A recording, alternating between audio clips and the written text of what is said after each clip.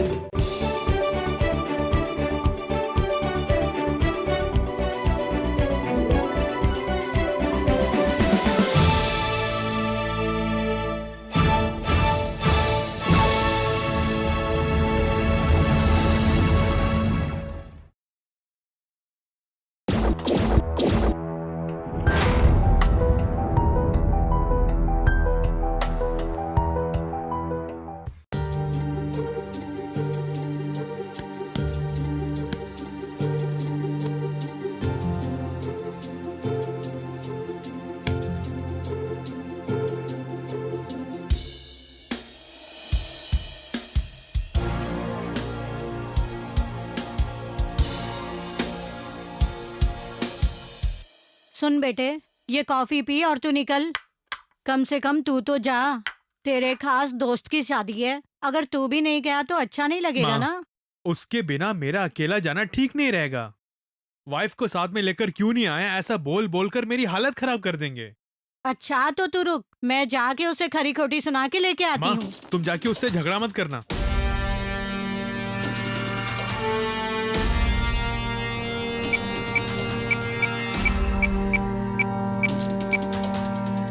मेरी बात सुन, तू जो कर रही है बिल्कुल भी ठीक नहीं है। क्या ठीक नहीं है? उसने तेरे सामने कितनी विनती की, उसके साथ शादी में चली जाएगी तो कौन सी आफत आ जाएगी। आप क्यों बेकार में मेरे काम में टांग अड़ाती हैं? शादी में जाने की मेरी बिल्कुल भी इच्छा नहीं है, मैंने उनसे बोल दिया है। अब आप जाके अपना काम देखो। मैं अपना ही काम तो देख रही हूँ, लेकिन इतनी भी जिद अच्छी नहीं होती है। लड़कियाँ ज्यादातर शादी होने के बाद अपने पति के साथ घूमने फिरने की ही इच्छा रखती हैं, लेकिन तू जो कर रही है एकदम उल्टा है। मेरी बात सुनो, मुझे जहाँ जाना होता है मैं वहाँ चली जाती हूँ। हाँ हाँ, जैसे बहुत जगह जाकर आई है, मैं भी तो देख ही रही हूँ। छे,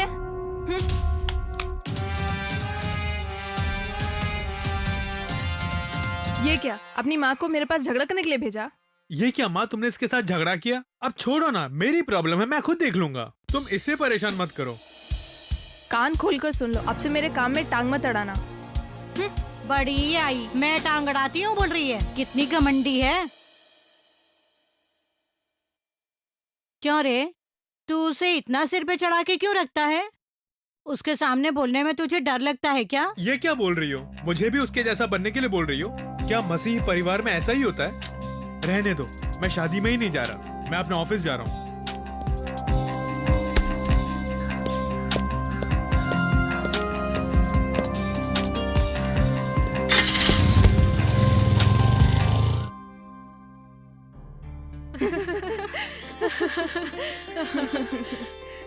बिना भूले मेरी शादी में आ जाना, वो भी अपने हस्बैंड के साथ। नहीं आने का कोई बहाना मत बनाना, ठीक है? अच्छा ठीक है, आ जाऊंगी। आ जाऊंगी ऐसा नहीं बोल, आ जाएंगे ऐसा बोल। अच्छा ठीक है, आ जाएंगे। अब ठीक है।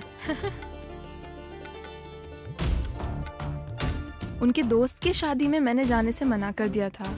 जैसे को तैसे की तरह अगर उन्होंने मेरे साथ जाने से मना कर दिया तो हो ना हो वो जरूर ऐसा ही करेंगे।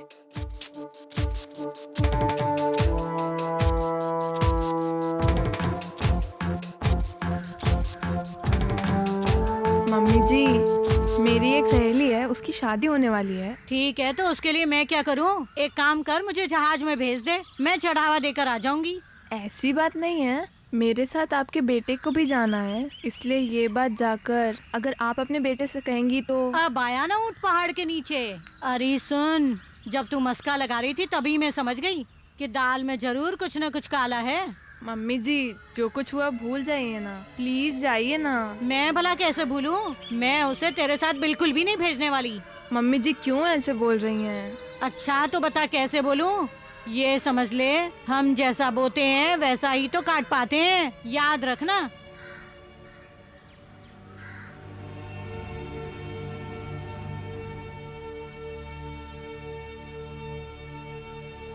सुनिए, मेरी एक सहेली की शादी है, वो मेरी बहुत क्लोज है। हम दोनों साथ में जाएंगे तो अच्छा रहेगा।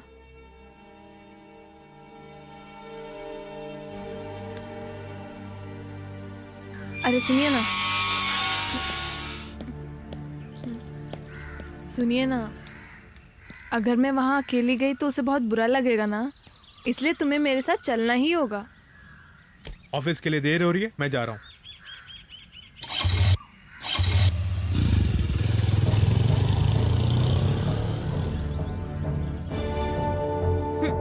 वो मेरी बात का जवाब दिए बिना ही चले गए। जवाब कैसे देगा? मैंने बढ़िया से चाबी जो भर दी है। तू ख्याली पुलाव बनाना बंद कर दे और जा जाके अपना काम कर। हाँ।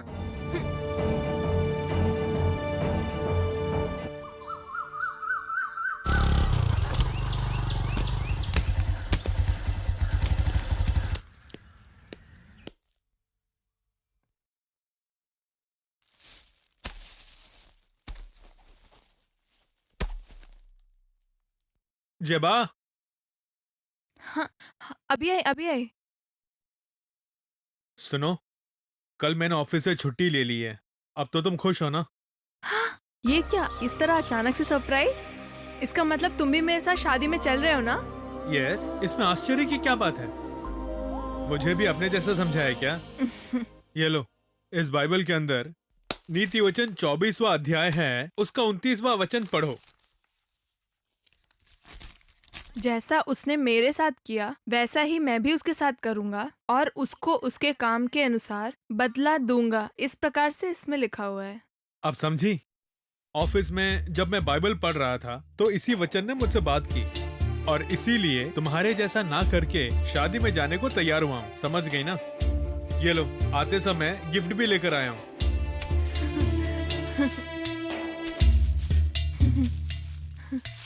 सुनिए, मुझे माफ कर देना। अब देख लिया ना, इस बाइबल ने ही इसे भी बदला है और तुझे भी बदला है। इसलिए अब से दोनों के दोनों रोजाना बाइबल पढ़ना कभी भी मत भूलना।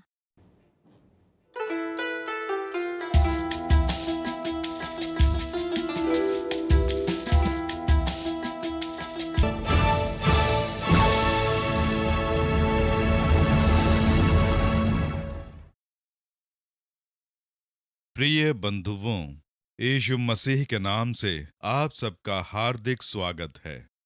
यह आपके परिवार के लिए आशीर्वाद का समय है। आपके परिवार को आशीष देकर प्रार्थना करने के लिए प्रभु ने आज का दिन चयन किया है। हर हफ्ते रविवार के दिन सुबह सवेरे पूरा परिवार बैठ के ये कार्यक्रम देखे और प्रार्थना करे, क्योंकि यही प्रभु चाहते हैं। इसीलिए शीघ्र शीघ्र ऐसे कार्यक्रम आपको दिखाने के लिए हम बनाकर लाते हैं। ये पूरा हफ्ता प्रभु का हाथ आपके परिवार पर रहे, बच्चों पर रहे, आपकी नौकरी पर रहे, बिजनेस पर रहे। पूरे हफ्ते आप संतुष्ट व प्रसन्नता से रहें, उसके लिए हर हफ्ते आज के दिन आपके परिवार के लिए प्रार्थना करते हैं। सही से सपरिवार प्रार्थना करते हैं। डेली सपरिवार प्रार्थना करें। पति पत्नी बच्चे सब एक साथ बैठकर 15 मिनट के लिए बाइबल पढ़ के प्रार्थना करके, गीत गाकर स्तुति करके प्रार्थना करें। सब परिवार जो प्रार्थना करते हैं उनके लिए हम भी प्रार्थना करते हैं। पारिवारिक आशीष प्रार्थना के लिए यीशु छुड़ाता है सेवकाई की सभा में रोजाना हम प्रार्थना करते हैं। यदि आप योजना से जुड़ते हैं तो आपके परिवार के किस कार्य के लिए प्रार्थना करनी है, कौन सा वचन बोलकर प्रार्थना करनी है, वो हम आपको भेजेंगे। उसके लिए हमने पैम्पलेट छपवाए हुए हैं। आपको कैसे प्रार्थना करनी है, आपकी सभा के लिए, आपके पास्टर्स जो हैं उनके लिए, या बिशप के लिए प्रार्थना करनी है, गांव के लिए प्रार्थना करनी है, सेवकाई के लिए प्रार्थना करनी है, आपके साथ जो बिजनेस का काम देख रहे हैं उनके लिए प्रार्थना करनी है, या आपके आसपास जो लोग रहते हैं उनके उद्धार के लिए प्रार्थना करनी है। इन सब के लिए प्रार्थना करने के बाद अपनी फैमिली के लिए 5 मिनट अपनी फैमिली के लिए प्रार्थना करें। इस प्रकार यदि आप रोजाना प्रार्थना करेंगे तो यीशु आपके परिवार को आशीर्वाद देंगे। ठीक है, प्रार्थना करना काफी है अगर आप ऐसा पूछते हैं तो केवल प्रार्थना काफी नहीं, बाइबल के वचनों को भी मुख्यता दें। इसलिए बाइबल पढ़ के प्रार्थना करें। ऐसा हमेशा आपसे कहता हूँ। हमें कैसे जीवन व्यतीत करना है ये बाइबल के वचन हमें बताते हैं। परिवार जब हम कहते हैं तो पति पत्नी, सास ससुर और अभिभावक, बच्चे, ये सब मिलने पर एक परिवार बनता है। और ये परिवार संतुष्ट व प्रसन्न रहे उसके लिए हर कोई अपना अपना दायित्व जानकर सही से अपने कर्तव्य को निभाए। और ये पवित्र शास्त्र में लिखा गया है, पति ऐसा रहे, पत्नी ऐसी रहे, सास ऐसी रहे, बहू कैसी रहे, बच्चे कैसे रहें, अभिभावक कैसे रहें, ये सब बाइबल में बताया गया है। अब देखिए, कई परिवारों में जिस प्रकार की घटनाएं होती हैं वो एक कहानी के रूप में आपने देखा। एक पति पत्नी को जब कहीं साथ चलने को कहता है, क्योंकि पत्नी के साथ जाने पर ही वहां सम्मान मिलेगा, तो कई बार पत्नियां जो हैं वो पति को अवॉइड कर देती हैं कि मैं नहीं आ रही हूं, तुम जाओ, मेरा क्या काम है, मुझे ले जाने की जरूरत नहीं। जब ऐसा कहती है तो उस समय पति का आदर कम दिखाई देता है, क्योंकि समाज में चार लोगों के बीच जब पति पत्नी एक साथ पहुंचते हैं किसी विशेष अवसर पर, रिश्तेदारों के वहां, दोस्तों के वहां जब एक साथ वो पहुंचते हैं तो वहां उन्हें सम्मान के साथ देखा जाता है। नहीं तो हर कोई पूछने लगता है कि क्या बात है, तुम्हारी पत्नी नहीं आई, पत्नी नहीं आई। ये सुन सुन के पति के मन को ठेस पहुंचती है। ऐसा पत्नी के साथ भी होता है। अब देखिए, ये बात दोनों पर लागू होती है। ये समझकर पति पत्नी दोनों मिलकर, ठीक है, प्यार से एक साथ मिलकर उस नई जगह पर जाते हैं। तो इस प्रकार की छोटी छोटी बातें भी जब कोई समझ नहीं पाता है तो उसी वजह से परिवार में चिड़चिड़ापन आ जाता है, शांति छिन जाती है। क्योंकि पति पत्नी की जब बात आती है तो इस बारे में वचन क्या कहता है, देखिए, नीति वचन 24 का 29वां वचन, जैसा उसने मेरे साथ किया वैसा मैं भी उसके साथ करूंगा और उसको उसके काम के अनुसार बदला दूंगा। यानी जैसे के साथ तैसा। पति पत्नी के बीच ऐसा नहीं होना चाहिए, ईर्ष्या स्पर्धा, तूने किया तो मैं भी करूंगा, तुमने ऐसा किया मैं भी ऐसा ही करूंगी। पति पत्नी के बीच ऐसी तकरार होगी तो उससे परिवार पर असर पड़ेगा, रिश्तों में खटास आएगी, बच्चे परेशान हो जाएंगे। मेरी पत्नी है ना, मेरे पति हैं, एक दूसरे को समझने वाला समझौते का स्वभाव हो तो परिवार स्थिर रहेगा, परिवार में सुख शांति रहेगी। इसलिए तूने ऐसा किया मैं भी ऐसा करूंगा, ऐसा एक मनमुटाव पति पत्नी के बीच नहीं आना चाहिए। ये बात आप अच्छी तरह जान लीजिए, चाहे पति हो या चाहे पत्नी हो, वैसे स्वभाव को आप स्थान ना दें। और अगर पति पत्नी से भूल हो जाती है या पति किसी बात को लेकर जिद पकड़ लेता है तो क्षमा मांगकर उसे भुलाकर अपने रिश्तों को आपस में बनाए रखें। जब कोई समस्या आए तो पवित्र शास्त्र के वचनों के अनुसार अपने जीवन को आप संभाल लेंगे तो आपके जीवन में हमेशा सुख शांति छाई रहेगी।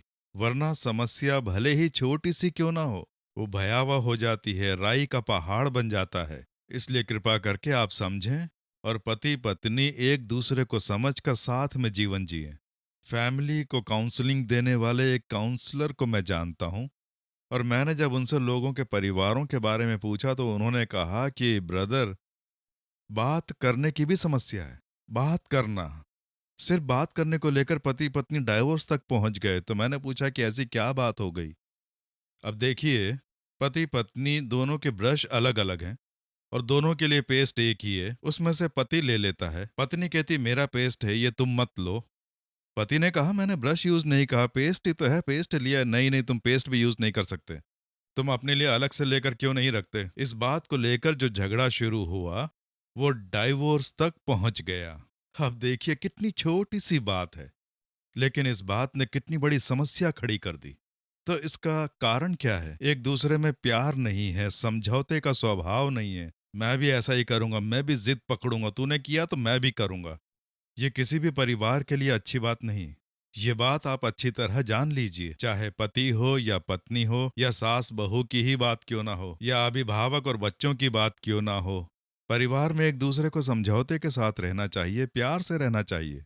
कोई गलती दिखाई दे तो उसे बड़ा बनाए बिना क्षमा करके, भुलाकर, एक दूसरे को समझकर जिएंगे तो परिवार में परमेश्वर की शांति हमेशा छाई रहेगी, परिवार प्रसन्न रहेगा। मैं आपके लिए प्रार्थना करूंगा।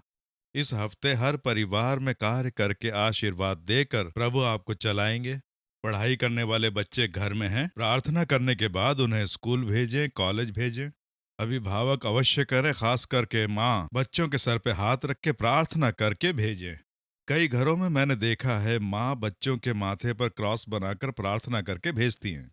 ये अच्छी बात है, बच्चों ने प्रभु से मेल मिलाप किया, ये काफी है।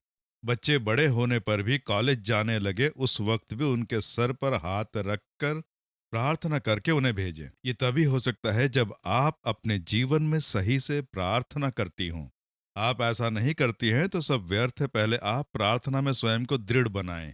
प्रार्थना करके बच्चों को भेजें, बच्चों के कार्यों पर आप ध्यान दें। बच्चे कहाँ कहाँ जा रहे हैं, किन से उनकी दोस्ती है। आप ऑटो में भेजते हैं तो ऑटो ड्राइवर पर भी आप ध्यान रखें, क्योंकि जमाना पहले जैसा नहीं रहा है। इसलिए बच्चों को जब भी भेजें तो प्रार्थना करके भेजें। सपरिवार प्रार्थना से कभी ना चूकें। पूरा का पूरा परिवार एक दिन साथ में प्रार्थना करें, साथ में खाना खाएं, एक दूसरे में संतुष्ट रहें। डाइनिंग टेबल पर पूरा परिवार एक साथ बैठकर आपस में बात करके संतुष्ट रहने की आदत डालें। परिवार में आशीर्वाद रहेगा। आपकी कमियों की भरपूरी के लिए, बच्चों के आशीर्वाद के लिए मैं प्रार्थना करूंगा। कर्ज की समस्या है, बिजनेस में समस्या है, नौकरी में समस्या है, ऐसा एक संकट है, उसके लिए मैं प्रार्थना करूंगा। प्रभु सब बदल देंगे। हम मिलकर प्रार्थना करेंगे। प्रार्थना करें, सब घुटनों पर खड़े हो जाएं। इस प्रकार हाथ जोड़कर प्रभु के समक्ष पूरा परिवार प्रार्थना करे। परमपिता, इस परिवार के लिए प्रार्थना कर रहा हूं पिता। ये पति पत्नी, अभिभावक, बच्चे, सास ससुर, प्रभु जितने भी रिश्ते हैं, इनके रिश्ते और मजबूत होने चाहिए। इन परिवारों में प्रेम बना रहे, मैं प्रार्थना करता हूँ। इनमें किसी प्रकार की कोई दरार न पड़े, वैसे रक्षा करो। बदला लेने की भावना, जैसे के साथ तैसा करने का स्वभाव पति पत्नी के बीच दिखाई न पड़े। एक दूसरे को क्षमा करें, समझौते से रहें, वैसा हृदय प्रदान करने के लिए मैं प्रार्थना कर रहा हूँ पिता। हे प्रभु, संतुष्टि और प्रसन्नता इन घरों में दिखाई देनी चाहिए। इस घर में जो बड़े लोग हैं और बच्चे हैं, सबको आशीष प्राप्त हो। यीशु के नाम से मैं इन्हें आशीष देता हूँ पिता। जो बीमारी से ग्रस्त हैं, यीशु उन्हें छुओ। यीशु के नाम से बीमारी दूर हो जाए, दुर्बलता दूर हो जाए। एक अद्भुत चंगाई आज ही इन परिवारों को प्राप्त हो। बच्चों को स्पर्श करके उन्हें चंगाई दे रहे हो। चाहे कैसी भी बीमारी हो, यीशु के नाम से वो दूर हो जाए। मैं तुझे बीमारी से छुटकारा दिलाऊंगा, तुमने कहा है। अस्पताल का खर्चा नहीं आना चाहिए प्रभु, बेकार का खर्चा नहीं होना चाहिए। कोई बेकार खर्चा ना हो, उस प्रकार से इन बच्चों को चंगाई प्राप्त होनी चाहिए। नौकरी में आशीष देकर उन्नति प्रदान करो। बिजनेस को आशीष देकर कमाई में वृद्धि करो। कर्ज की समस्या को बदल दो। इस हफ्ते के जिन कार्यों के लिए ये बच्चे प्रार्थना कर रहे हैं, उन कार्यों को सफल बनाओ। उसमें आने वाली रुकावटें दूर करो। कार्य सफल बने, आशीष प्राप्त हो जाए। बेरोजगार बच्चों के लिए अभिभावक प्रार्थना कर रहे हैं। यीशु के नाम से नौकरी का मार्ग खोल कर दो, इन्हें आशीष दो। आशीष देने के लिए तुम्हारी स्तुति हो। अपना दयालु हाथ इन पर रखकर इनका मार्गदर्शन करो। यीशु मसीह के नाम से प्रार्थना कर रहे हैं परम पिता, आमीन आमीन। प्रिय बंधुओं, प्रभु ने आपकी प्रार्थना सुनी, आपको आशीर्वाद भी दे दिया। सपरिवार प्रार्थना करने से न चूकें। परिवार में एक दूसरे के साथ समझौते से रहें। प्रभु की उपस्थिति सदा आपके संग रहेगी। आमीन। कृपया अपनी प्रार्थना और गवाही निवेदन इन पतों पर भेजें। Jesus redeems ministries, Gethsemane prayer centre, New Delhi. Phone 011-2561-6253, 2564-3478। Gethsemane prayer centre, Jharkhand. Phone 0651224462 096935428812। Gethsemane prayer centre, Mumbai. Phone 022-2566-9766 0966405057। प्रभु आपको आशीष दें।